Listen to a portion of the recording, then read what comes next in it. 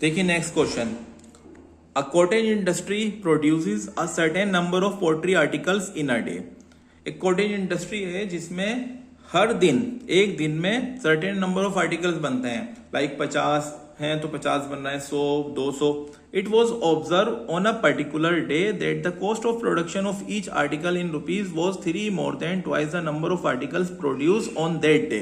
क्या बोल रहे हैं, हर आर्टिकल की जो कॉस्ट है, ठीक है, वो कितनी है, जितने भी आर्टिकल्स बने जिस दिन उसके ट्वाइस से 3 ज्यादा। मान लो 10 आर्टिकल बने, एक दिन में 10 आर्टिकल बने, तो हर एक आर्टिकल की जो कॉस्ट रहेगी 10 का डबल, 10 आर्टिकल बने 10 का डबल हो जाएगा 20, और उसमें 3 और ऐड कर दो मतलब 23। आ गई बात समझ में, जितने भी आर्टिकल बने उसके डबल से 3 ज्यादा, ये क्या होगी, हर एक आर्टिकल की कॉस्ट। ठीक है, if the total cost of production that on that day was ₹90, है ना, टोटल प्रोडक्शन कॉस्ट जितने भी आर्टिकल बने उनके टोटल आर्टिकल की प्रोडक्शन कॉस्ट ₹90 है। Find the number of articles produce and the cost of each article.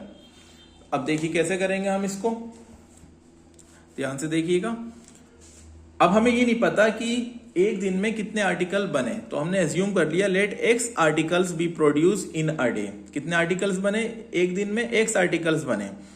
Cost of each article, question में बोला है जो हर एक आर्टिकल है उसकी कॉस्ट कितनी है, जितने भी आर्टिकल्स बने, x आर्टिकल बने उसके ट्वाइस से 3 ज्यादा, 3 मोर, तो 2x + 3 हो गई।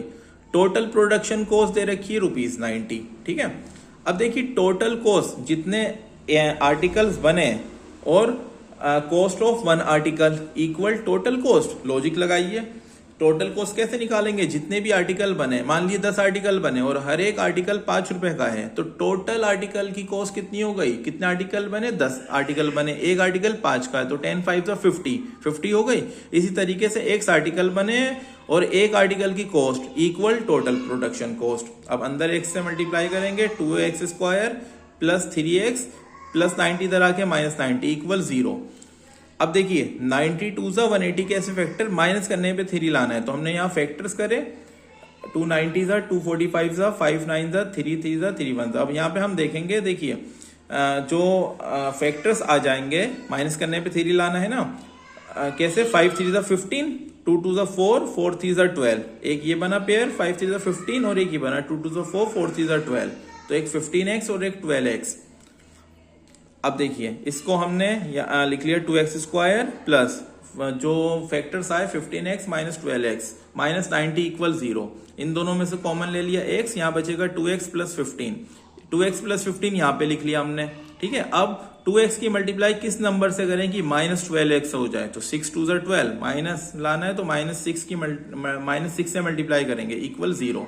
-6 2 = 12x और -6 की 15 से करेंगे 90 आ जाएगा। ठीक है, ओवरऑल 2x + 15 कॉमन ले लिया, x - 6 equal 0, 2x + 15 equal 0, 2x equal -15, x equal -15/2। ठीक है ना, x - 6 इक्वल 0। अब हम क्या देख रहे हैं कि किसी भी चीज का जो नंबर है वो ना तो फ्रैक्शन में आता है ना ही नेगेटिव आता है, और ये नेगेटिव फ्रैक्शन आ रही है, तो ये तो पॉसिबल नहीं है। x इक्वल 6 मतलब एक दिन में कितने आर्टिकल बने, 6 आर्टिकल्स बने, और कॉस्ट ऑफ ईच आर्टिकल कितना हो गया, 2x + 3, 2 × x की वैल्यू 6 + 3, 6 2 = 12 + 3 15।